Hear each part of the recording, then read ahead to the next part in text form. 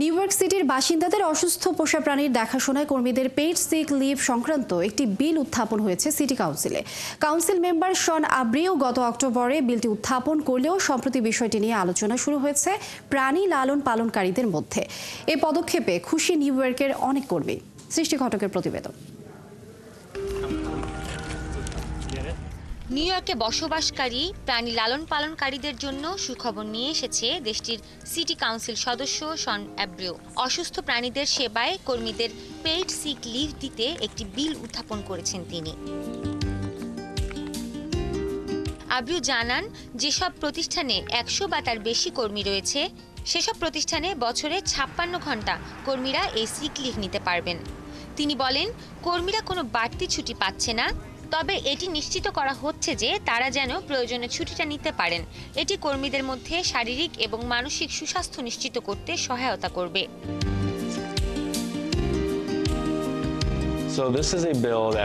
আমাদের কর্মীরা পোষা প্রাণীদের যত্ন নেওয়ার জন্য ছুটি পাবে।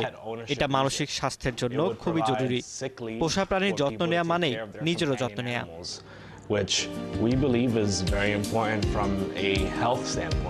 পোষা প্রাণীদের জন্য ছুটি নিয়ে আলোচনা শুরু হওয়ায় আনন্দিত প্রাণী লালন পালনকারীরা।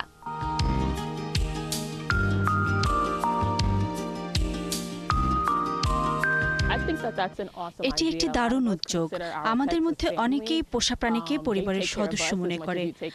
আমরা যেমন তাদের যত্ন নিই, তারাও আমাদের খেয়াল রাখে। তাই ওরা অসুস্থ হলে ওদের পাশে থাকা খুবই জরুরি। আজকাল অনেকেই নিঃসন্তান থাকছে। তারা নিজেদের পোষা প্রাণীকেই সন্তানের মতো ভালোবাসা দেয়। এই উদ্যোগ তাদের জন্য অসাধারণ, যারা ব্যস্ততার জন্য ইচ্ছা থাকা সত্ত্বেও প্রাণী পালন করতে পারছিলেন না।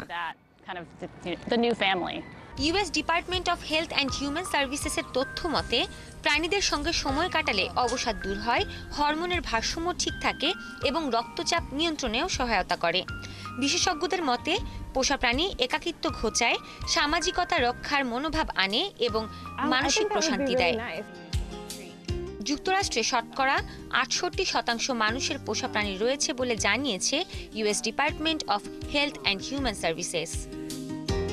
সৃষ্টি ঘটক, ৭১।